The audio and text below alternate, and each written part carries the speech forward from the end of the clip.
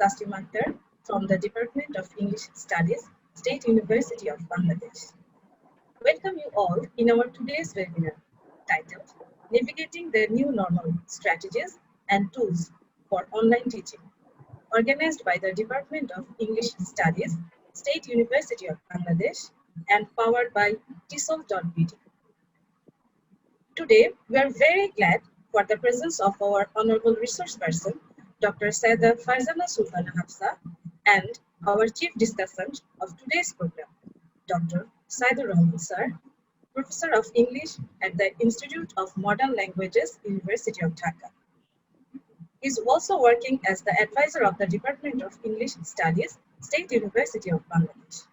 He is also the founder president of TESOL.bd, which is famous as one of the largest English language teachers association of Bangladesh.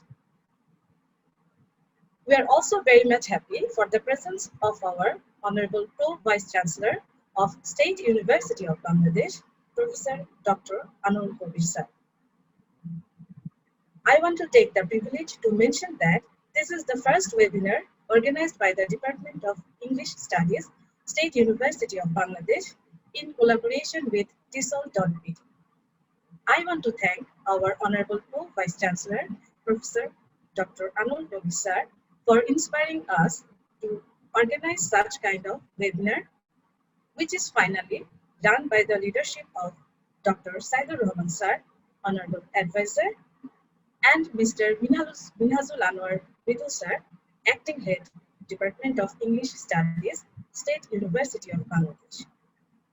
We hope we should continue this process in future as well, and series of webinars are coming very soon. Now, I'd like to invite our Honorable Pro-Vice Chancellor, Professor Dr. Anul Kabir Sir, to say a few welcome notes to our participants today. Sir. Thank you very much, Ms. Taslima, for organizing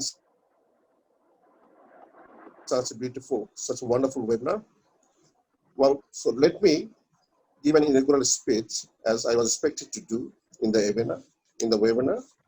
So you all know that the State University of Bangladesh has a long tradition to engage students in co- and extracurricular activities. We also have a tradition to provide our faculty members an exposure to contemporary issues of Bangladesh and the globe.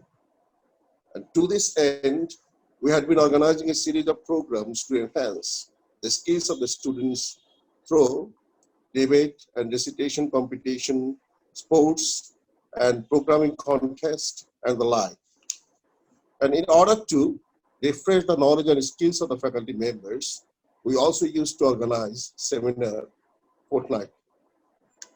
But you know that COVID-19, contagious virus, has changed the scenario totally. Like every educational institution, State University of Bangladesh has also been affected by COVID-19 in many ways. We had to shut down our campuses, and nevertheless, we had no other way but to resort to available online platforms to keep the student life alive. Happily, we had been successful to apply some modern techniques of online platforms such as Coursera, Zoom, Skype, etc., in order to keep the students in the classroom. Equally, we have been able to keep the morale of our teachers high so that they can deliver their best to the students. But I am very much unhappy to mention that although we have been able to bring our students back to our classes, but there were some noises about the effectiveness of online classes. But happily, I also like to note that we had been successful to start our online classes right from the 4th week of March 2020. We all know that the universities, colleges, and schools all were shut down in the 3rd week of March 2020. It means within only a week, we had been able to start online classes. However, the fundamental problem that we started to face due to COVID-19 is it stood at stumbling block to organize co-curricular activities for the students. It equally stood as an impediment to organize seminars for the teachers. This exposed to the high risks of having vacuum for the students and for the teachers. In that backdrop, we decided to utilize the alternative platform, the online platform, to mitigate the gap through organizing a series of webinars by the departments. And to my knowledge, by this time, in the last couple of weeks, Department of Business organized 2 webinars, one on the issue of digital divide that is created by the COVID-19, the other on the impact of COVID-19 on the startups in Bangladesh. To my knowledge, the Environmental Science Department also organized a seminar on climate change. The CSE department organized one on career opportunities for CSE graduates. There are other departments which are going to come up with some new webinars which are in the pipeline and will be conducted very soon.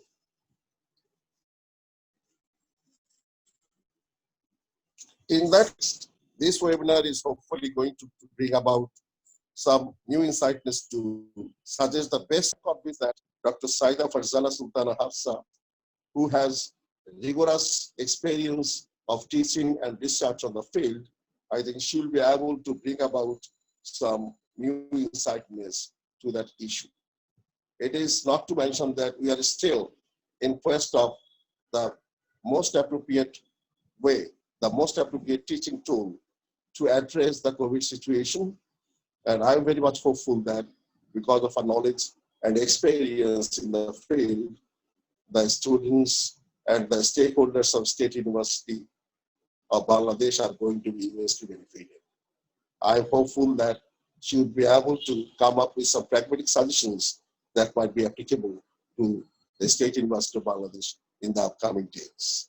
She has an exposure to teach both in Bangladesh and abroad. So as per her short bio, I came to know that she had experience of teaching Bengali in the University of North Carolina and North Carolina State University. I had opportunity to visit that state once I worked in University of Duke in a project of World Bank. So those were very reputed universities of the United States. She also taught in various private universities in Bangladesh. So I think those experiences will be very much helpful for State University of Bangladesh. At the end, I would like to express my deep sense of gratitude to the Department of English Studies for organizing such a wonderful webinar, My gratitude flows to Dr. Sayeedur Rahman because she involved TESOL. She is the president of the TESOL. She involved TESOL to collaborate with State University of Bangladesh for bringing this webinar into reality. And also, my thanks flows to Mr. Abu Tahir Khan, the CBC director, and his team, because he also had some role to bring about this seminar, this webinar into reality.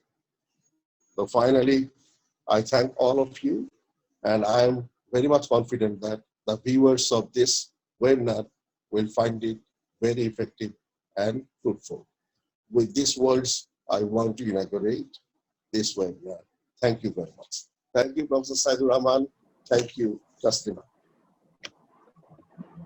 Okay, thank you. Thank you very much, sir, for your words.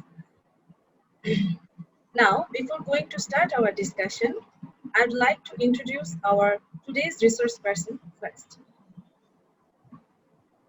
Dr. Syeda Farzana Sultana Hafsa received her PhD in education from the Warner School of Education, University of Rochester, USA. She was the recipient of the prestigious Scanley Scholarship offered by the Warner School. She also obtained an advanced certificate in online teaching from the same school. She received her master's and bachelor's degree in English literature from the University of Dhaka. Dr. Hafsa has over 15 years of teaching experience in different universities in Bangladesh and in the US. She worked as an adjunct faculty at Warner School, where she also served as a writing consultant for 5 years. She was awarded a Fulbright scholarship to teach Bengali at North Carolina State University and University of North Carolina, Chapel Hill, USA. She won the Fulbright Alumni Project Grant Competition for 2009 and 2010 together with a colleague and successfully completed the project. Her expertise and research interests include ESOL, Teacher Professional Development, academic writing in ESOL context, curriculum development, use of technology in language teaching, online teacher identity development, and designing effective online courses. Now, I'd like to request our honorable resource person, Dr. Syeda Farzana Sultana Hafsa, to start our discussion session. Madam, the floor is yours now. Thank you. Taslima, Yes, sir. hello. Yes, sir. Taslima, well, I have some important business, some important administrative responsibilities. So if you allow me, I can depart from the seminar. Okay, sir. We expected you here, but okay, sir. Thank you. Thank you very much for joining here and have with us for this time. Thank you, sir. And my warm greetings to Dr. Farzana. Okay? Hello. Hello, My sir. warm greetings to Dr. Farzana. Hello, sir. Farzana, Nice meeting hello. you. Nice to meet you as well. So how are you? I'm doing good. Fine? Yes, I am. Well, once I was in the Chapel Hill of North Carolina, while I Yeah. had some business in the University of Durham. Yeah. I was there for a week, and I worked with the Fuqua School of Business at University of Duke. Very Yeah, very it's a nice very beautiful place. campus. Yeah. Very beautiful campus, and inside the wood. Yes. Okay. So I'm taking a leave, if you permit me. Sure, sir. I have some important telephones. Some telephones are coming, right? I've chatted the telephones. Okay, sure, sir. Well, Nice thank you meeting very you. much. Thank you Have a very good much. day. Oh, have a good day as well.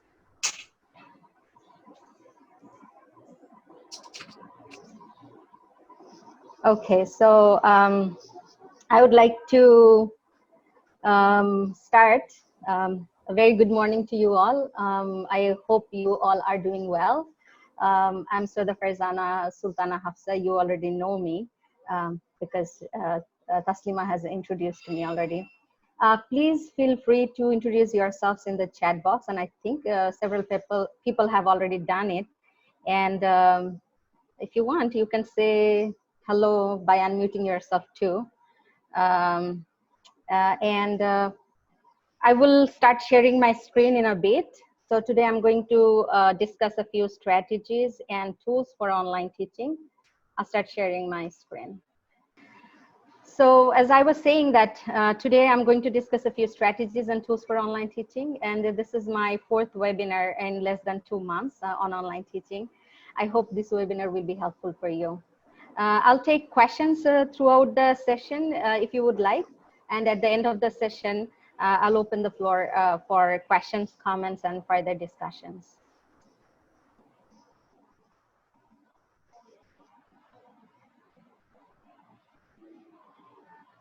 Sorry, just a second, I think. Come on. Give me a second. Something happened to my...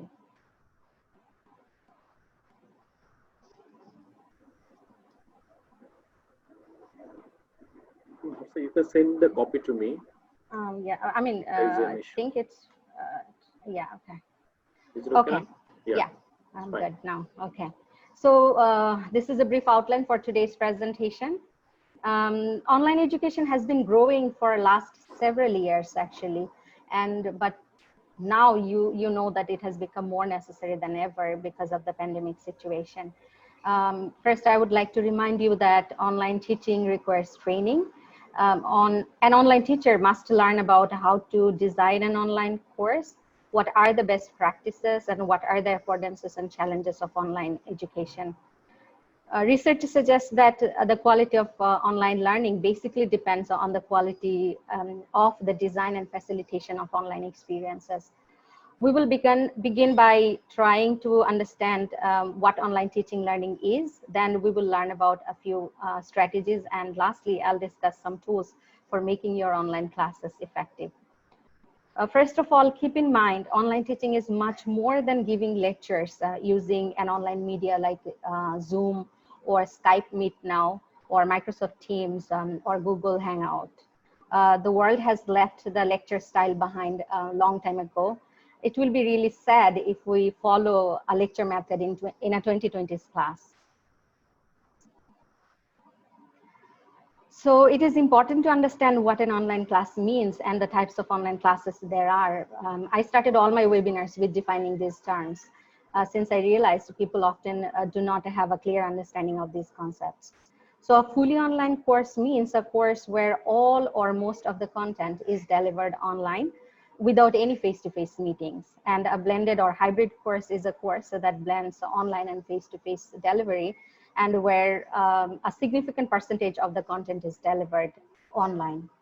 And MOOCs are massive open online courses that are free online courses available for all.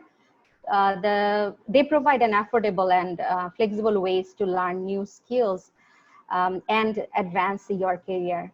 Millions of people across the world use MOOCs for a variety of reasons. So for example, their career development or changing careers or college preparations, supplemental learning or lifelong learning, etc.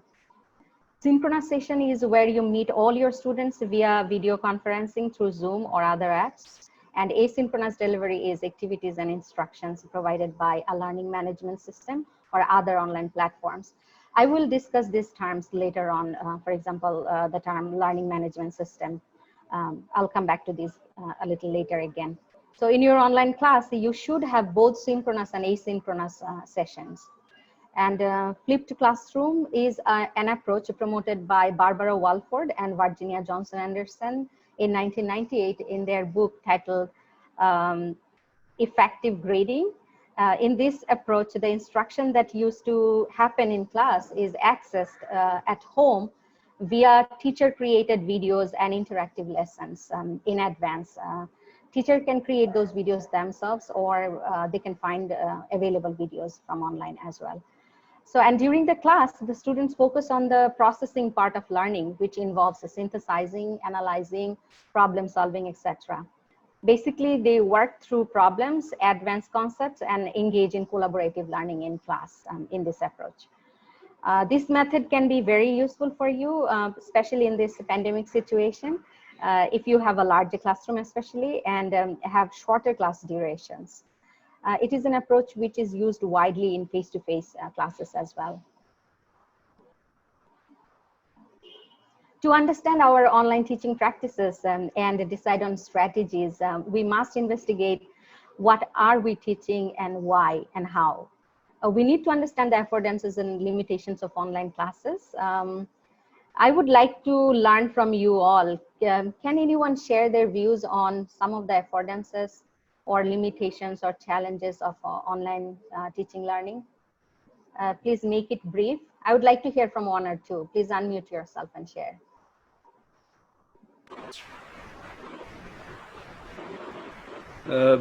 Madam, good morning. Good morning. Can you hear me? Yes, I can. Oh, let me introduce myself. I am Paran Chandra Bormon. Yes. I am an assistant professor of English department at State University of Bangladesh. Yes. Let me tell you, I mean, we are teaching online on Zoom. Now, the major challenge that we have been facing for the last few months is the internet connectivity. Yes. Particularly the broadband connectivity. I stayed outside Dhaka in March and April and May. I know what is happening exactly outside Dhaka. Yes. Most of the areas, I mean, most of the districts do not have broadband internet coverage. I mean, the mobile companies, they claim that they have 4G internet connectivity, but it is not it is not at all very strong. It is very unstable. It is very weak, Yes. very poor. I know, I had the experience, I had the practical experience what is happening. We do not have a strong broadband connectivity, particularly 4G connectivity. And what I think, I mean, no strategy, no tool will work Yes. until and unless we have internet broadband connection. internet connectivity. Yes. I don't You're know. right. This is beyond our control. This is beyond our ability. I don't know. Yes. The solution lies with the government of Bangladesh. Until the government comes forward to solve it, we cannot make online teaching very effective. Yes, I agree This with is you. very frustrating. This is very frustrating. I'm sorry to say, people in Dhaka do not have this kind of experience. We do not understand. We do not feel what is happening outside Dhaka. The students are facing this Mr. serious Barman, I problem. Yes. understand. Okay, Yeah. Thank I you. think we need to Thank make you. it very short. Yeah, please make your Next, comments or questions Farzana, very next is Anyway. Mahareen Mamun raised. Yeah, hand. I saw her hand Yeah. raised. Mahareen, Yes. please.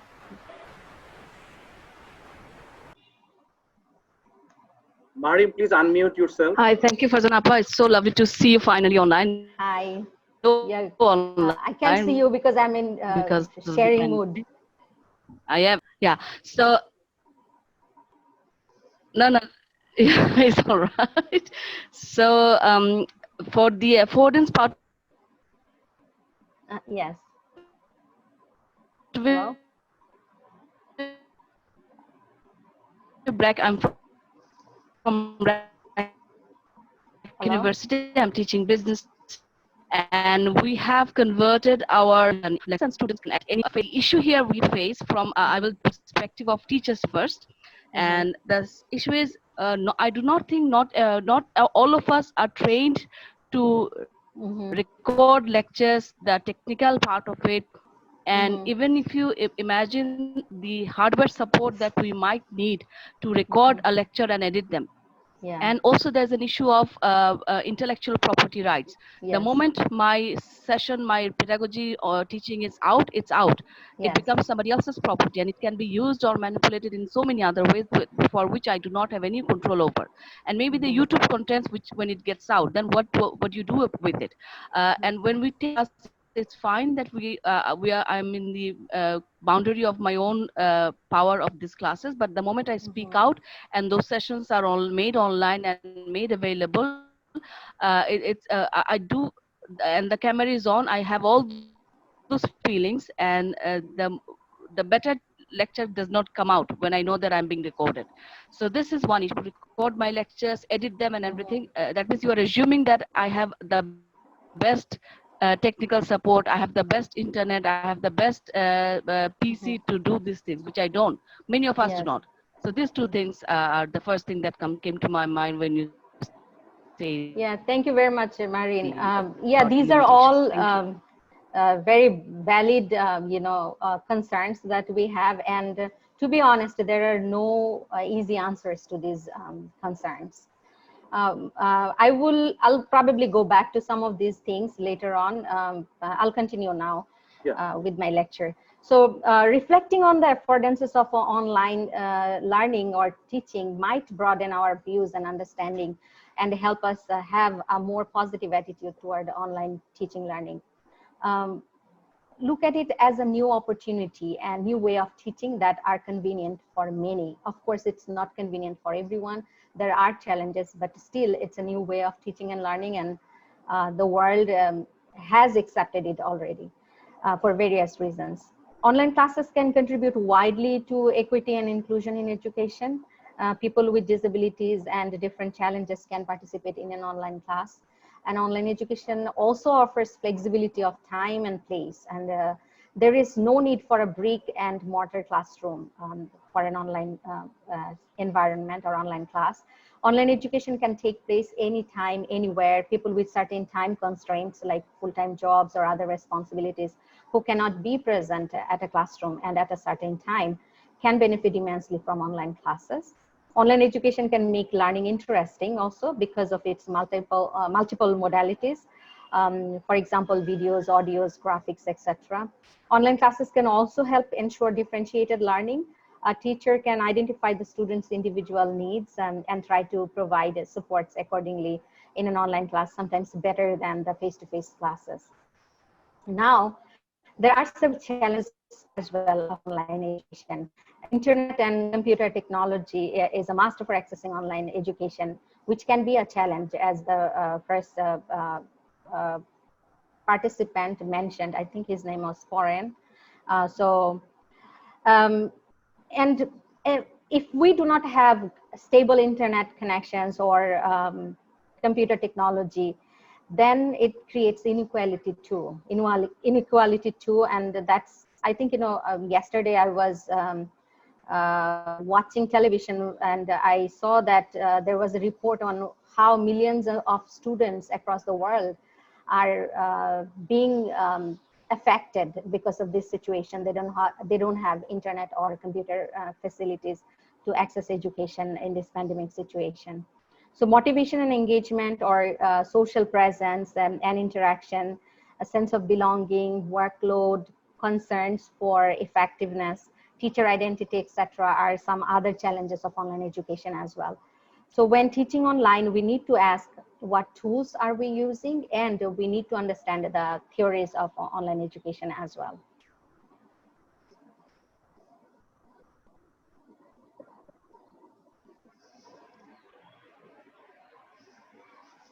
So before the semester starts, we need to decide on the design elements of an online class. So for example, the use of learning management systems, writing clear learning objectives, etc. And for content delivery, we should use both synchronous and asynchronous activities, create or find videos already available online, design individual modules for each week, and focus on engagement and motivation, plan and design our assessment. And lastly, time is a very critical component of online teaching.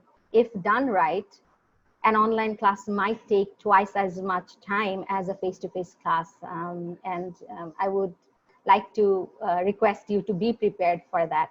Students have students in our classes, we have to keep in mind also that, they would need to spend more time as well for an online class. Tell them that in the beginning of the semester.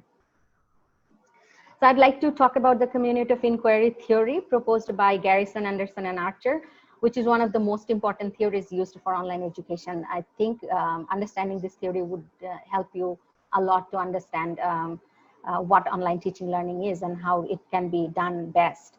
So this theoretical framework represents a process of creating a deep and meaningful learning experience through the development of three interdependent elements. If you look at the slide and look at the graph, so social, cognitive, and teaching presence. Social presence is the learner's ability to have meaningful communication, build relationship among themselves, grow a sense of belonging, and learn collaboratively in a safe environment in an online class or any class. Cognitive presence is the learner's ability of constructing and confirming meaning through reflections and discourse. Learning is meaning making.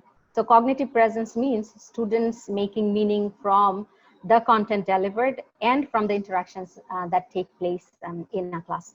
Lastly, teaching presence means how the teacher ensures cognitive and social presence in an online class by effectively designing and facilitating classes, and by offering opposite directions and the kind of scaffolding provided by the teacher and how it is provided. So I will discuss how to strategically engage students in an online class. First of all, it is more challenging to engage students in an online class than a face-to-face class. Student engagement indicates the level of interest students show toward the topic being taught, how much they interact with the content, with their peers, as well as with their instructor, how motivated they are to learn and progress throughout the course. Research provides evidence for the connection between learner engagement, persistence, and retention in an online class. It is more critical to engage learners in an online class since attrition are higher in an online environment than in a face-to-face setting. Engagement means providing tasks to complete, participating in group and individual projects, providing multiple ways of interactions through exercises, forums, and discussions. Engagement and interactions are interconnected since the students will interact with each other if they're engaged in a course. Engaging your students also incorporates connecting their experiences and real life situations with the content you deliver.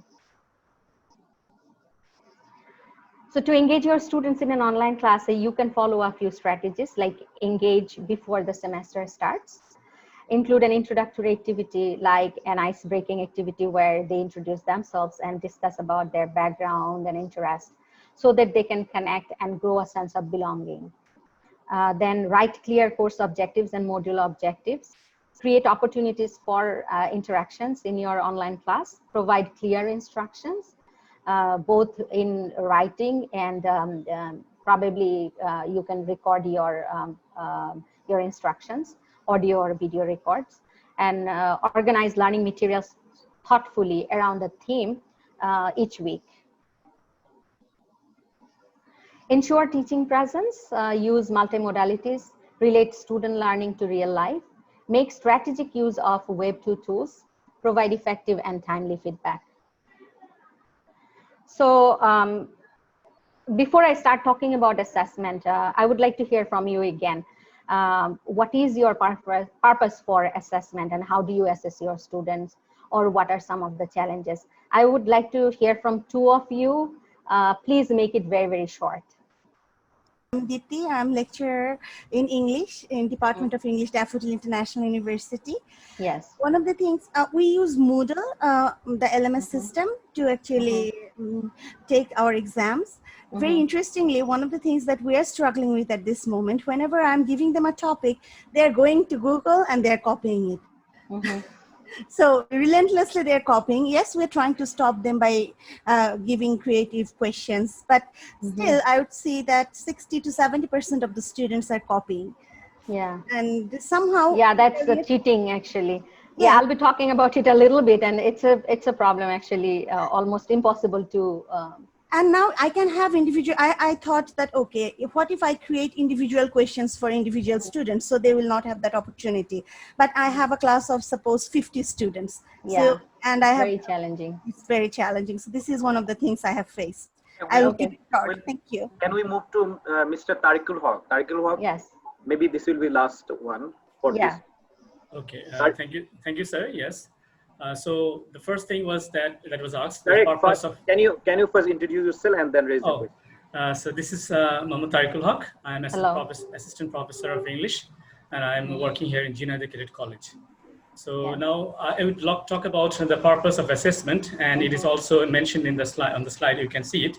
That is, the assessment online should have the empathy at the same time. It should be for the learning. That means developmental, formative, continuous, or alternative, whatever form we can choose, but it has to be for the learning. And one point mentioned also in the chat, that how can we check the scripts, 20 minutes for each script, and giving feedback, and how to keep the records, downloading PDF and all those things. And what we're using in our cadet college, that is Edmodo. So this is absolutely okay with all sort of assessment, including the quizzes and assignments and creative writing. And we can also give the feedback at the same time, we can keep the records. In addition, there was one point that copying, that means from internet sources, many students, they are very much well equipped from collecting things from different sources. But we have also the mechanism to stop it. We have to find it out first. So there are some plagiarism checkers. There is readability apps. So many things are there available. We can just, and those are free. So if we can check it and we can give the report to the specific student that you have plagiarized 20%. Thank you. I think, Tariq, thank you. Okay. We got the. Thank you. Thank you, sir. Thank you very much. It was really useful. Thank you. Yeah, it was really useful. Thank you, Tariq. Okay. My pleasure. So assessment is not only a test. Remember that first. Be it class tests or midterm or final exams. Assessment is also not what you write in a Word document in response to some questions. Assessment can also be project-based assessment, solving cases in groups, working in groups in solving a problem, or writing weekly journals, participating in discussion boards, making self-reflections. Those are very effective tools for assessment as well. So according to Conrad and Opino 2018, The end goal of better assessment is better learning. Remember that. They hold the view that assessment activities can and should contribute to growth and learning. They also contend that we should focus on assessment as learning and assessment for learning instead of assessment of learning. Online media offer better opportunities to create interactive and authentic assessments that engage learners. If you explore more, then you will find it out. And there are some questions to ask for assessment as suggested by Conrad and Opino. What are we assessing and why? How can student work provide the best evidence that learning has taken place? And lastly, what tools are available that offer new alternatives for online, for assessing students in an online class? I would suggest you for best practices in assessment to have oral examination via video conference. Ask the students to make presentations that can be live or pre-recorded. The pre-recorded video presentations should be privately submitted to you only. Don't share it with all the students in your class. Quizzes can be used as well. Use your learning management system for quizzes, or use apps like Quizlet or Kahoot. And then you can also include group projects, case studies, problem solving for assignments. I would suggest you to ask the questions that are unpredictable, creative, and make students think critically. Predictable questions will allow them to cheat more, I guess. Provide questions to think deeper and share in discussion boards. Tell your students to share their views. When possible, choose questions that have no right or wrong answers. Encourage them to disagree when they feel like, and encourage them to ask questions as well. Ask the students to write weekly journals. This is a very good way of assessing your students. Weekly journals can be private, but they can be written as blogs as well. Ask them to reflect on the readings that you provided for a specific week and share their views and connect with real life. Self-assessment can be another way of assessing your students. Ask them to reflect on what they have learned, how, and what else they would like to learn. You can use surveys for assessment too. In the beginning of the semester, ask the students to write about what they expect to learn from the course and how they want to promote their own learning. At the end of the semester, ask them to talk about what they have learned and how, and compare with the reflection they made in the beginning of the semester. And peer assessment can be very useful as well. Provide guidelines for peer assessment to your students, and make your students practice first before they do it. And e-portfolio can be a good way of assessing students as well. At Warner School, in some of the courses in the beginning of the semester, we had to reflect on where we were. Then we compiled all the assignments that we submitted throughout the semester, review them and reflect on them at the end of the semester, and discuss what we learned from the course. So that can be another way of assessing your students. Sorry.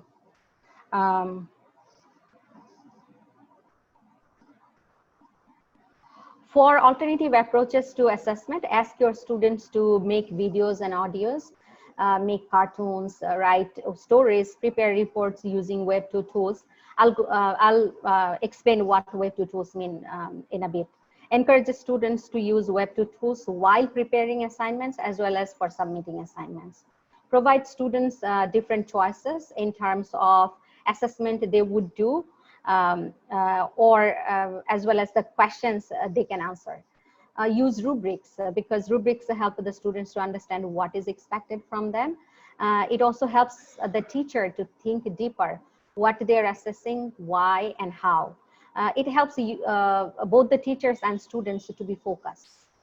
On-time feedback is critical for student learning. And one thing I must mention is that when you are providing feedback to your students, written feedback, write with a very, start with a positive tone and say what they have done right, as well as where they need to improve. If you talk about only negative things where they need to improve, they will be demotivated. And when you are providing feedback orally, be very positive, use a positive tone so that you don't demotivate your students.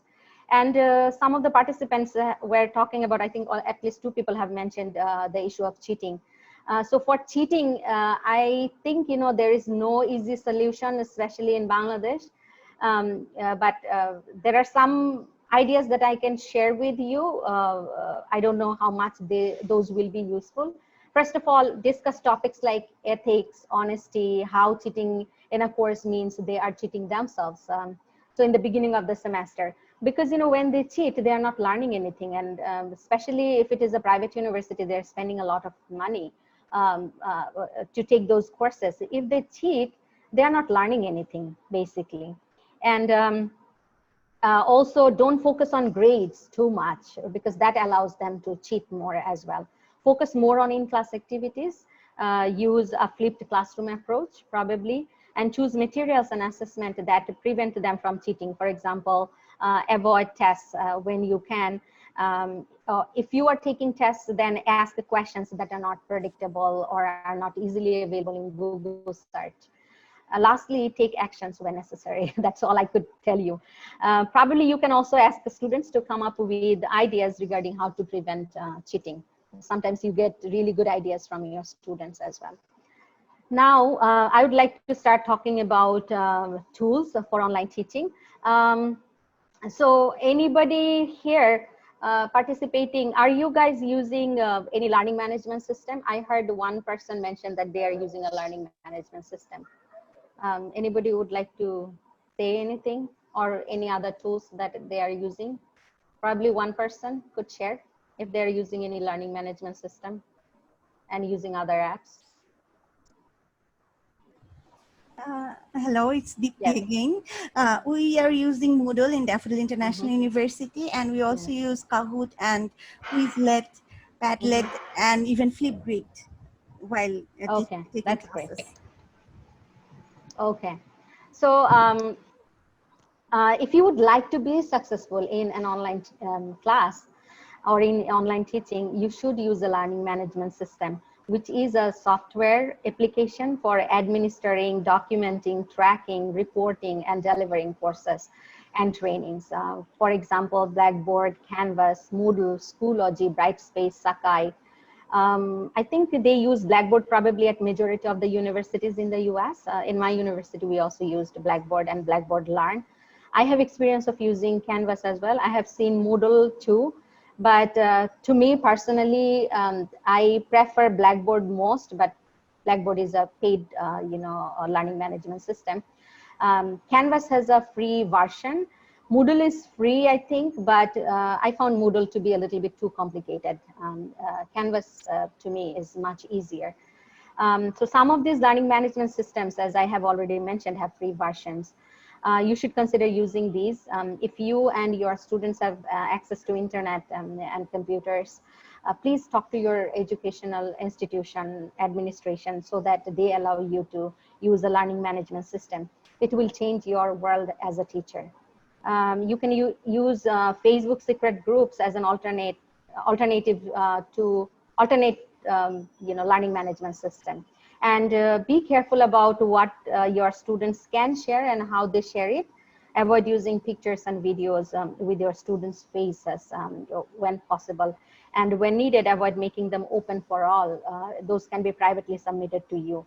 And let them share in private with you only, as I have already mentioned. And avoid sharing your address and other personal information online. I will show you a few tools actually before we start moving. So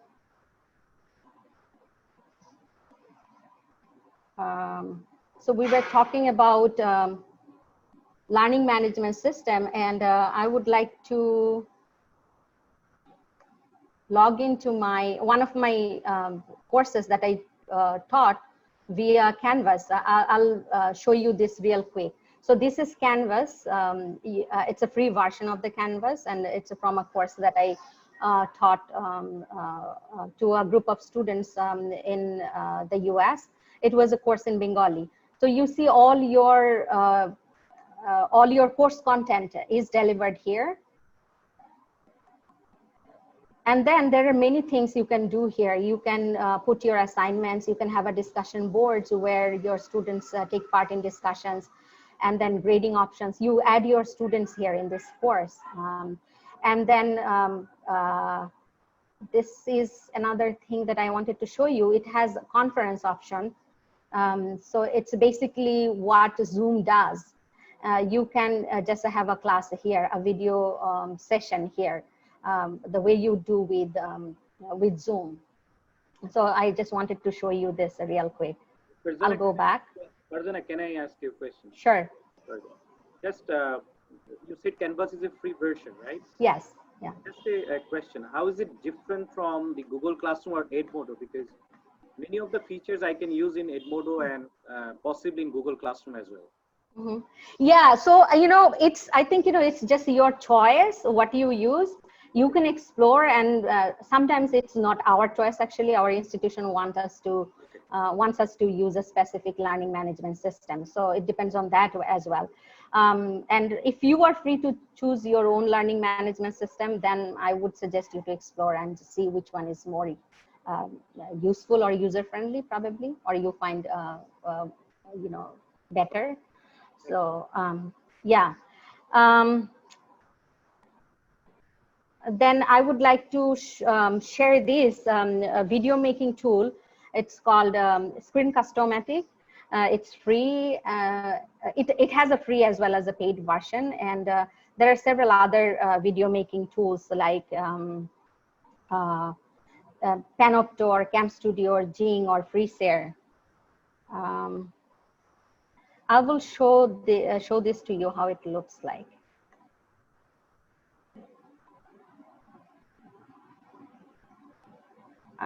Okay, let's wait for a second for this to open.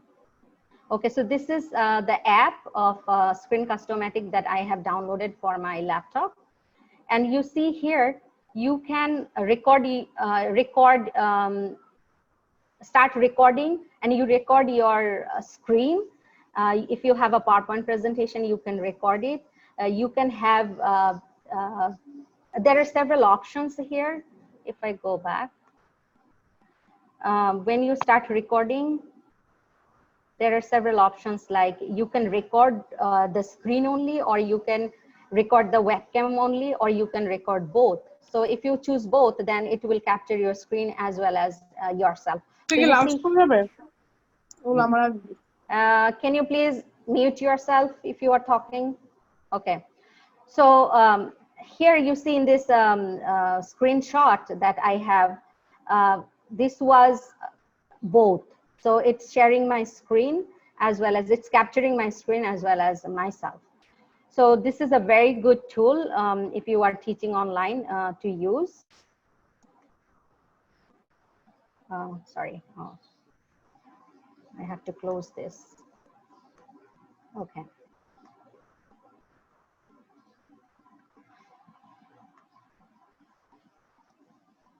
Okay, so for online classes, I know that people often make videos standing in front of a whiteboard, blackboard, using a camera. Those are really good, but it is sometimes challenging if you do not have a camera, or there is no one to help you operate the camera. Screencast videos can be very easily done, and you can do it alone. You can capture yourself while talking as well, as I have already shown you. And there are other video making tools you can see here. And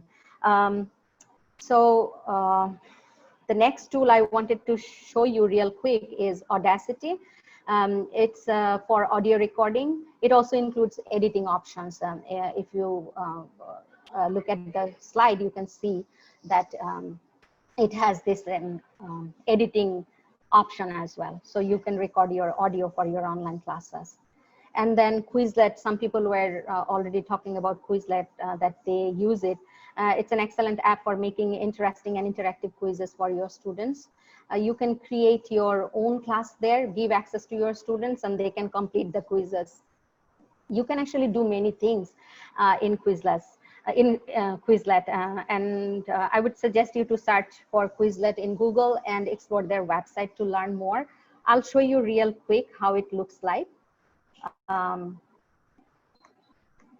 So this was from one of the courses that I taught, and you see you can put your content as flashcards, and then you can have learn option. The students can learn several things from it. They can answer questions. Okay, so they are trying to find out the opposite of specific words here, in this one that I already had for this course. And then they can write, they can spell, they can take a test as well. So it's a very, very useful app for online teaching. Web2 tool.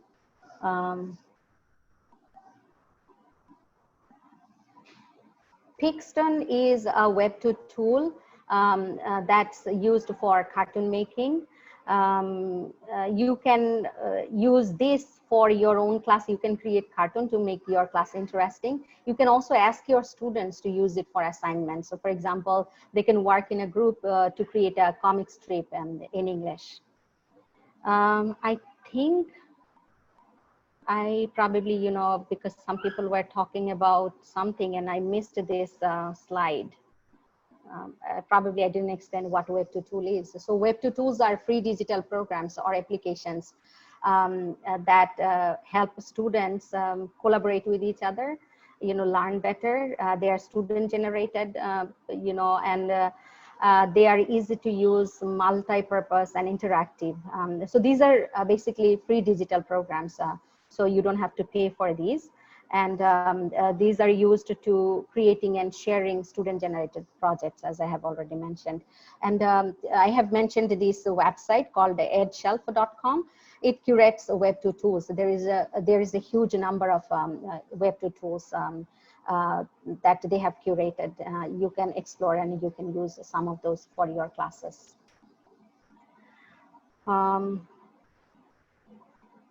So this is the Web2 tool called Padlet.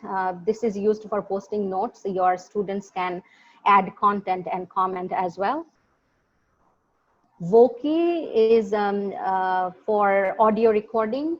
You can use this to record your instruction. You can create your own avatar in Voki, which is very fun. Your students will find it interesting. Hobo cards allows you to create flashcards for your students, which can be super fun for your students. This is Time Toast, which is used for creating timeline, which can be used for describing historical events. And if you look at the slides, look at this slide. So here are the dates as a timeline. And then if you click on each of those, you will find the detailed information on, and what happened, in 1966. Yeah, this one is 66 or 1963. And then you see there are detailed information on this. You can share your some pictures as well in the timeline. So this can be another useful app for you. And Puzzle Maker is an excellent app for creating interactive puzzles for your students. So these are the Web2 tools I wanted to show you today. There are many more available online. As I have mentioned already, for all these apps, you can find YouTube video tutorials. Please use those YouTube video tutorials to learn about how to use Web2 tools. Lastly, about the Web2 tools, I would like to mention that use Web2 tools or technology in general for your online classes considerately. Think about the benefits of using them. Do not use them only because you know how to use them. And also do not stress about technology too much. You can be a successful online teacher or make your online classes effective with some very basic technology skills. And I'm telling you this from my experience and from what I have heard from many people through my research. They believe that you don't need to know too much about technology for being successful in an online class. So I would like to conclude this session with this note. Believe that everyone is capable of learning. As teachers, it is our responsibility to support our students as much as they need. Some students need more support than the others. Be careful about that and be considerate and support them as much as you can. So thank you very much for participating. Now I will open the floor for questions and comments. Thank you very much, madam. Now, I'd like to request our Honorable Chief Discussant of today's program, Professor Dr. Sayeedur Rahman sir, for the discussion session. And this time, we will take the questions in Bangla as well. Let me just make a very quick comment, Taslima, because this is possibly the 8th webinar for TESOL Bangladesh and the first for State University of Bangladesh. And we have been arranging number of sessions of online tools and everything. I must say this was the most effective for me, at least. I'm glad that I got new insights. Thank you very much. And really, really wonderful and very effective. So let's start with the question, Taslima. Yes, sir. We can. I want to give the floor to Farina because Farina raised a question on plagiarism. So this time, first we'll take 2 questions on the issue of how to tackle students' plagiarism. Farina, are you there? Yes, sir, I'm here. Just give me a second here, sir. It's okay, please. Yes, sir. Sorry for the background noise. Yes, so I was really, worried in the beginning of the semester when we started of this online classes, like how to tackle our students' plagiarism issues. So as teachers, we know about different plagiarism checker tools online, and we know how to check plagiarisms even when we create materials for our students. But at one point, we realized that we need to tell it to our students. So in the live sessions even, we've shared our students, like, through screen sharing, we have shown them, look, this is how plagiarism checking can be done. And then we intentionally selected a plagiarized text and then manually, totally demonstrated by checking it, and then even showing them that, let's say the lines, they are taken from some sources. Like, what are the particular sources? Even opening those folders by sharing them, see that this text is 75% plagiarized, and I know all of the sources that it is taken from.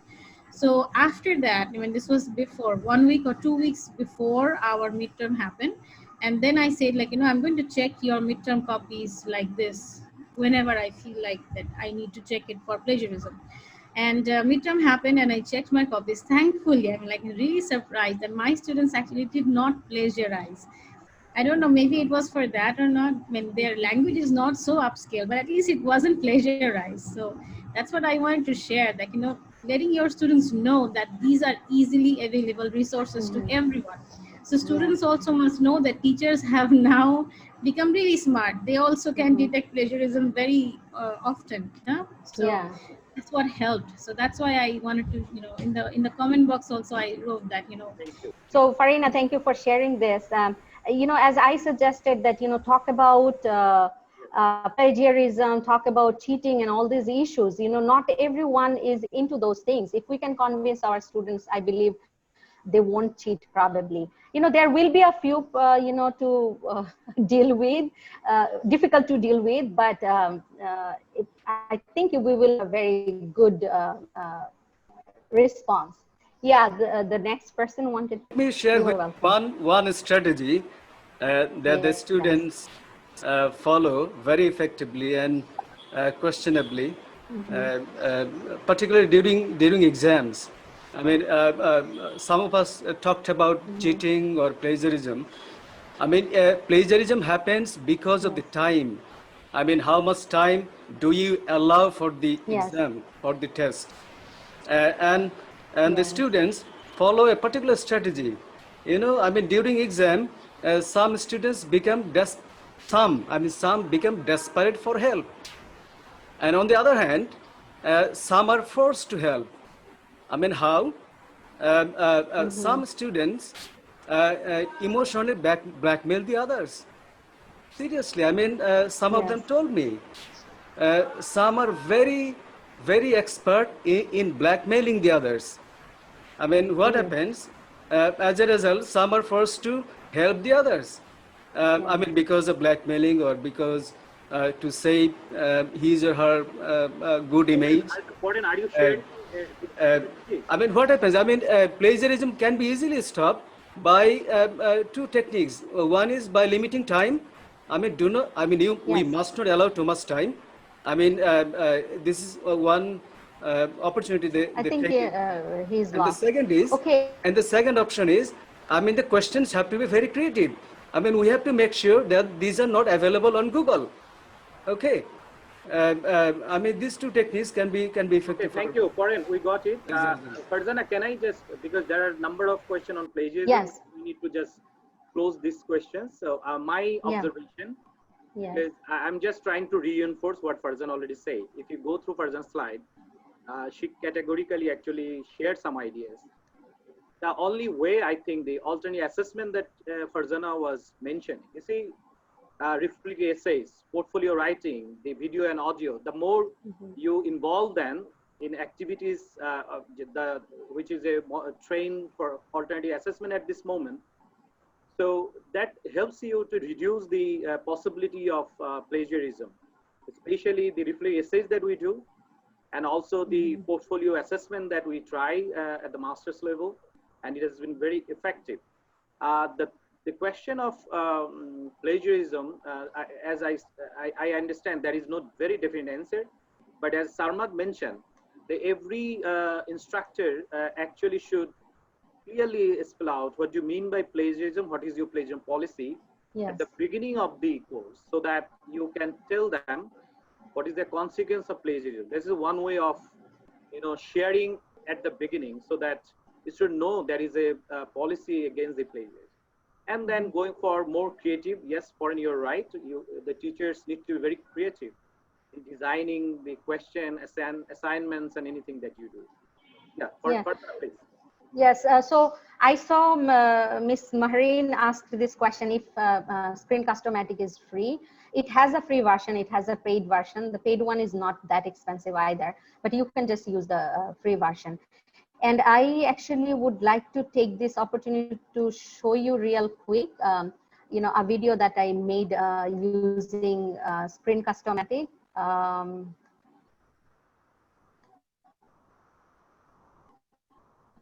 So for this course, I'll go back and show you this.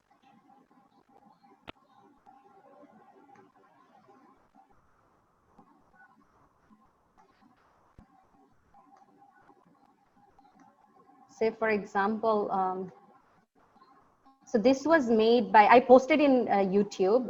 You can create your own YouTube channel and share those videos. So I made this one using a paid version of the Screen Customatic, actually. Elementary Bangla, Week 1. Bangla numerals or Shonkha 1 to 10. Ek, ek, dui, dui, teen, teen, char. So you can see this can be really, really interesting. I chose to not show my face. You can show your face as well. And you can add music. There are music, embedded in the app itself. So these are really useful. I have used this, a lot for my classes. That was from a Bangla course that I taught. Okay. What are some other questions in the chat box, or maybe if you would like to ask me? There is one about teachers' mental health on online class. How do you reduce that? Oh God. Also the students, actually. I think Rifat Munmun raised it. If you want to raise it yourself, I request participants, if you want to raise your own questions, you can unmute and show your face. That will be interactive in nature. Thank you. So to answer Munmun's question on mental health, first of all, I think we should create an opportunity to share our stresses, worries, concerns, to talk about it. That's very important. Often we don't have that opportunity. It can be for teachers, it can be a group of teachers, sharing what are the challenges they are facing, what are the concerns, and how others are facing those situations. So that might be really useful. And for online teaching, especially, I would like to mention that collaboration is extremely important. You should not do it just, yourself individually. Help each other. if one teacher knows how to use a tool or how to do it well, they should talk to the other teachers, and show it to other teachers. So collaborate, whatever courses you are teaching. That would be really, really wonderful for students as well. For in terms of mental health issues, allow them to talk to you, allow them to each other, to talk to each other, and talk about those, and try to see how some other people are trying to solve these problems. Discussions are really helpful, and in the beginning of the semester, you can guide your students with specific things like how to manage time. Tell them that it's more time consuming often if you are teaching online or if you are taking a course online. So talk about those things, and probably share some links with links with the students as well as teachers on how to deal with stress or mental health issues, how to find probably ways to deal with different challenges, especially I think mindfulness would be really helpful. So talk about those things, share some ideas with your students, tell them where to go to find support for technical issues. I think many of the universities already have a dedicated section in the university where the students and the teachers could go and ask about technical help. So those might be some ways to deal with it, but of course, these are not everything. Sure. For Munmun, it's just my own experience. Online class can be very stressful for teachers, especially sitting in a fixed position for a long period of time. Yeah. The comfort that we used to enjoy in the physical classroom. I'm sure after teaching for almost like 5.5, all of us are missing the physical classroom. That is, we all want to go back. And one of the ways you can reduce your stress, and it is for both student and teacher, I guess. Like for example, Farzana was talking about interactive pedagogy. You can actually use the breakout rooms where you allow the students to talk. You get some time to breathe, play music. You can play beautiful enigma and other music that is really help you. And there is something called, I started is something with the, we did in the British Council, comfort break. You can just tell the student, please bring a cup of tea and sit, and then sit. And sometimes I allow my student, I tell them, you can actually have food here, no problem. Bring some food, we can discuss. The more you get comfortable, because another interesting thing about online is, I think, this is another possibility is that you make it very casual discussion, which we cannot do in physical classroom. Here you say, I can bring a cup of tea and a student can bring, and my student saying, sir, I didn't have breakfast. I say, please bring it. I didn't. Let's share. And we eat and talk, and then you keep that. You make it very comfortable place, class, because it's a workstation you're sitting, the student doing the same. And I just little bit informed Farzana that we don't have any IT support because my student is outside Dhaka and there is no internet. That Warren already said. I didn't want to discuss that. We all know about the issue of internet connectivity. Okay. Even within Dhaka, you can see some of us got disconnected. Today, like for example, head of the department got just disconnected. Just even in sitting in Dhaka. That is another issue that we cannot solve, of course. But comfort, I now after so many months, I find it very comfortable, less stressful because I don't overwork. If you tend to overwork and also give the student overload of assignments, that's it. So one of the alternatives again is to be very simple when you're talking about assignments. In a physical classroom, I used to have 3 presentations. Now we reduce it, right? You cannot do that. Think about the student who is attending your class under the tree or someone sitting next to the pond, or open field, walking and joining the class. My student, they keep on walking because they say, we are trying to track where is the 4G and 5G.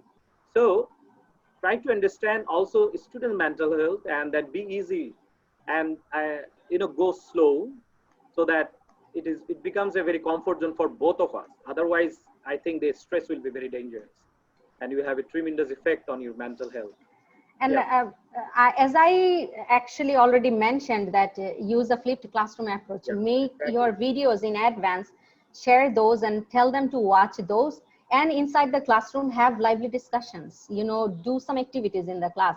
Don't give lectures only. If you are giving lecture, students are bored. Sometimes they don't participate. Yesterday, someone was asking me, you know what happens in my class? I asked, you know, students a question.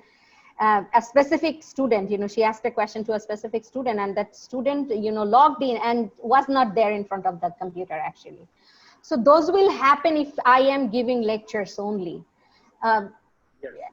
Give activities when they're doing it, when you are meeting them in a Zoom session, and use the breakout room, have group activities for them. So that's a very good idea, I think, to solve this issue. On a lighter note, there is a new trend the students they log in, video is off, only the audio is on, and they go to sleep. So sometimes when I raise, I start answering, questioning and then answer, and the question answer session, I see they lost, because what they do is for the attendance, because we are pressurizing them, and there is a certain amount of grade involved in attendance. So what they do, they log in and they just go to sleep, go to bed. So of course you should allow some point for taking part in discussions in your class, whatever is going on in the class. And as I have already mentioned, give a lot of activities to do in the class, you know, group activities, use the breakout sessions. That way probably they won't sleep. It's a challenge, and talking about these in the beginning of the semester are very helpful. What are the expectations? What do you expect from your students? You know, tell them that, you know, if you do certain things, because bad teaching also involve, you know, things that the students do as well. So good teaching, not only teacher's responsibility, it's also students' responsibility to some extent. So in the beginning of the semester, sharing our expectations might help a little bit. Is there anyone who would like to ask a question? Probably you can unmute yourself, and I'm reading the chat. More questions. Uday Shankar Chaudhary, because he has a raised hand. Uday, you want to raise the question, or I can read your question? Uday Shankar Chaudhary, are you there? You can unmute and raise your questions.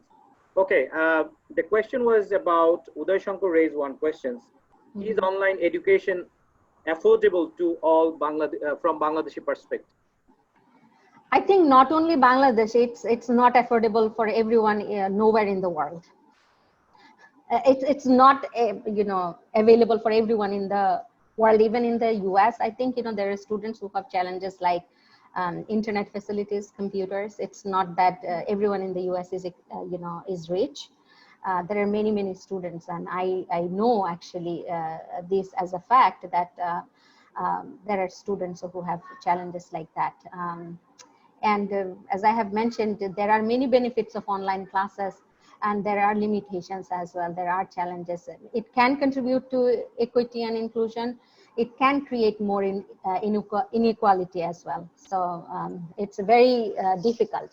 So in an ideal world where there is no pandemic, probably you can have it as an option. Those who have issues with face-to-face classes, don't have time to go and take face-to-face classes, they can choose those online classes only. Not making or forcing everyone to attend an online class. But in this pandemic situation, we have no other option. You know, it's forced on everyone. You also suggested synchronous and a combination of synchronous modes. That also helps in a way. Yeah. So the course that I was showing you, the Bangla course, that was completely asynchronous. I didn't have any synchronous session. So I made several videos with the things that I wanted to include, and the videos were not long. I think the highest length was about 8 minutes. So make it, you know, below 10 minutes. So the videos were short. The students would watch, and there are activities they would need to complete. They had to take part in quizzes and other assignments.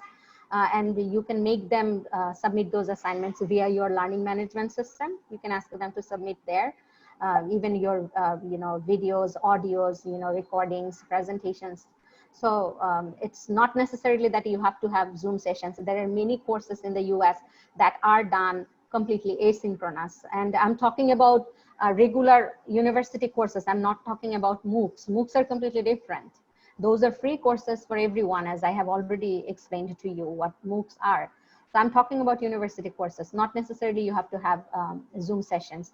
When you have a Zoom session, I was asked this question by one of the participants in my last webinar regarding recording the session. And I think Mahareen actually was talking about, being comfortable when you know that you are being recorded. I also feel uncomfortable.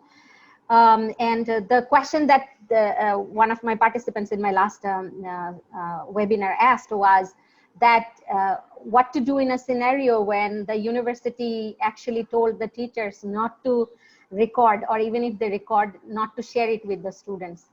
Then the question is, are you really creating an opportunity for your students who are not able to join us a Zoom session at a specific time? There are students who have login issues, or who don't have internet access at their home. They have to travel, miles to have access to internet. So are you forcing them, to lose the opportunity to attend your session?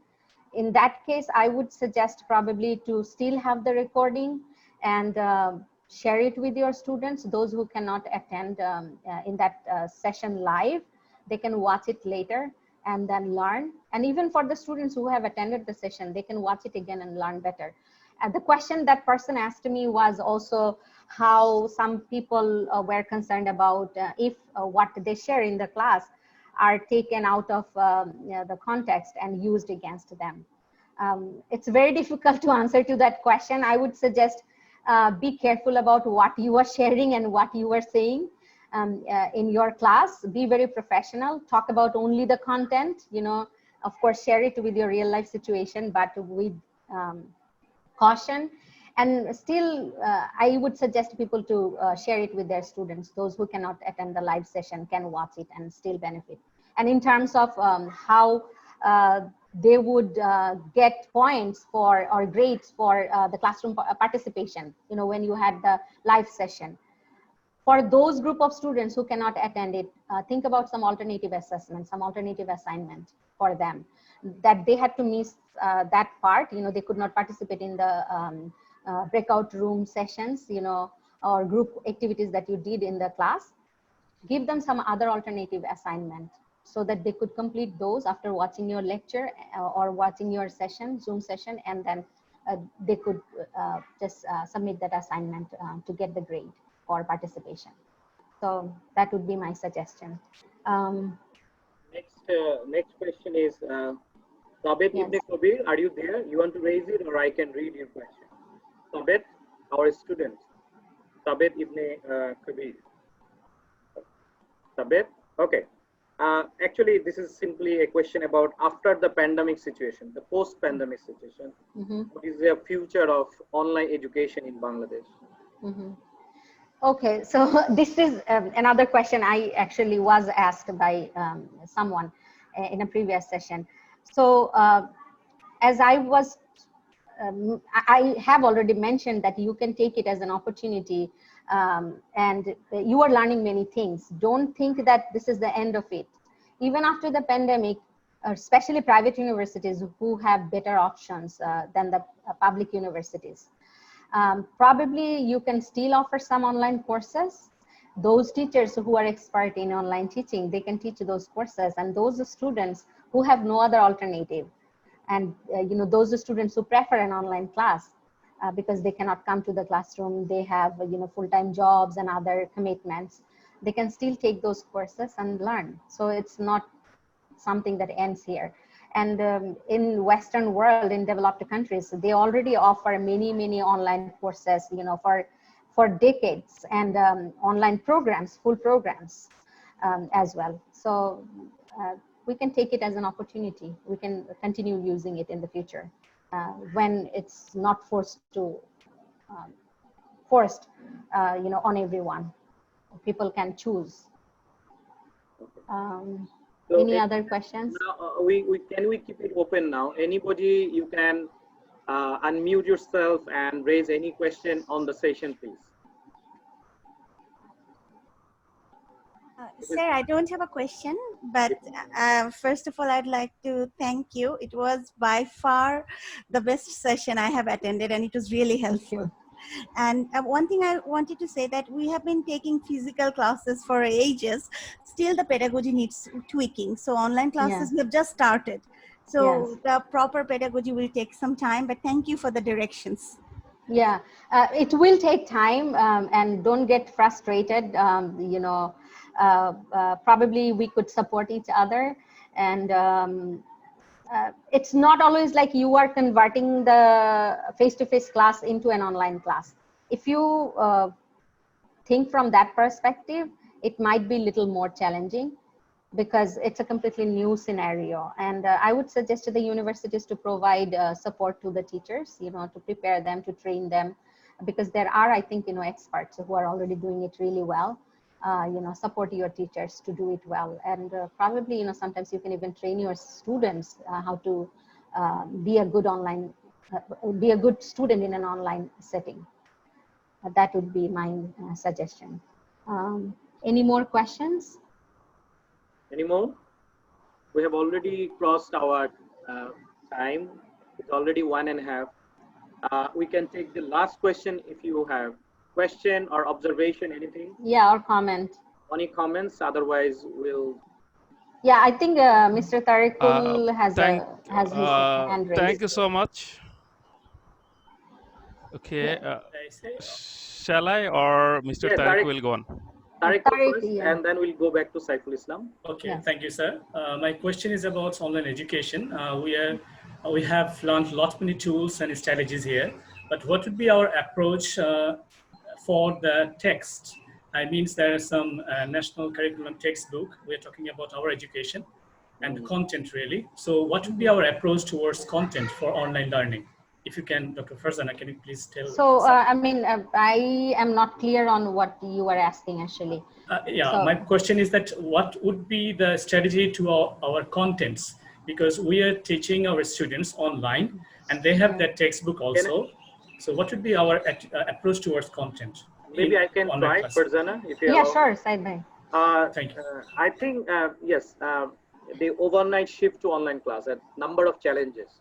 What Tariqul is trying to say, if I'm not wrong, our books, our texts are written for a physical classroom, face-to-face. And suddenly we are talking about online. So based on online pedagogy, I think the content has to be revised. So one of the challenges that we are facing is our textbook designed by NCTB are basically designed for a physical classroom setting. And suddenly we are trying online everything. So that's what I think, if I'm not wrong, Tariq, that is the question you raised.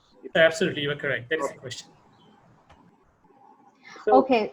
Yeah, please, Farzana. Yeah, so for me, I find it really interesting because I never thought about looking at it from this perspective, because the online courses that I had taken in the US, the things that we studied were not actually designed for online classes either. We still read books, we still had articles, but in terms of sharing the content, if in Bangladesh, I think in most of the cases, if we are following a specific book, those books are already available to the students. They buy it, or from whatever source they get it. Okay. If not, then often in the US, I have seen teachers sharing those articles in the learning management system, scanning the book chapter and sharing it there. And then we still have to read that. And then what you do with that content is where you could be creative. You ask your questions, you design an interactive session, the students would read those, ask them to read those in advance before they come to the class. And then, have discussions on those, have activities, have group works. I don't think, I don't think, people are doing this, like, designing specific books or materials that are for online classes. You can find supplemental content. There is a concept that a topic that you are teaching for your class, right? You can find some more interactive videos or additional reading on that same concept and share with your students, and they can watch those and learn more. They can read those and learn more. Saiful, you had a question, I think. Okay, thank you so much. Actually, I don't have any question, but I would like to add some comments here. Sure. But thank you, Farzana. I have seen you after a long time. Yeah, he was my classmate. And thanks. Okay, and thanks, TESOL BD, for arranging so nice a program. My comment is that every situation has strengths and weaknesses. If there would not be COVID-19, then people would not think about virtual classes or Zoom or other technologies. Think about the situation of our country, about traffic jam and other things. I think there should be virtual classes if the corona situation is getting over. So this is my observation. I don't think I don't know what you are thinking about this. Uh, Many countries still have their online classes, as I saw in the USA. So thank you so much for arranging such nice program. Okay, I think there's a connectivity issues. Yeah. Okay.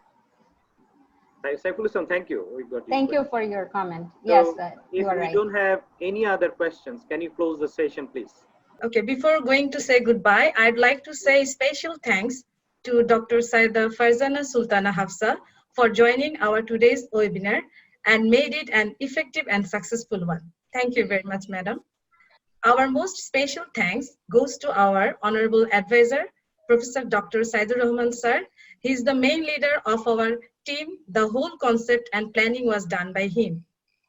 I want to say thanks to the person who is still working behind the camera and organized the program with our advisor, sir. He is none other than Mr. Minhajul Anwar Mitul, sir, Acting Head, Department of English Studies, State University of Bangladesh. Thank you. There are some more people whose name is not mentioned in the list, but they are still working for your registration to certificate distribution and everything. Yes, they are the young, active, and vibrant team members of TESOL.bd, Mr. Akibur Rahman Khan and Mr. Atikur Rahman. Thank you very much, sir. I'd like to convey special thanks to the whole team of Department of English Studies and PRD CDC of SUB, who worked really hard to organize the webinar and make the event a successful one. Finally, I want to say thank to all our participants today. Hope we should meet again in our next webinar very soon. Till then, goodbye. Thank you to you all. Thank you. Okay, I just taking floor because our head of the department had connectivity, so we just lost him at the beginning. So I would love to hear something from Minhajul Anwar Abedin, head of the department, Divine Studies State. Thank you, sir. Minhajul Anwar Abedin. Sorry that we lost you because connectivity. So yes, I am also sorry. Yeah. I missed a little with portion at the beginning. Be louder, Minhaj. Be louder. I am sorry because I missed the first part of the session a little bit because of the connectivity issue. But now I would like to thank everyone who has joined the program, and I would like to thank our resource person, Dr. Farzana, as well as you, sir, our honorable advisor, sir. Besides, I'd like to thank all the participants, specifically our moderator of the program, Taslima, and the people who work behind Atik and other members of TESOL BD. And I would like to thank all the participants on behalf of the Department of English Studies, State University of Bangladesh. Thank you, everyone. And I wish we would meet soon with another effective webinar.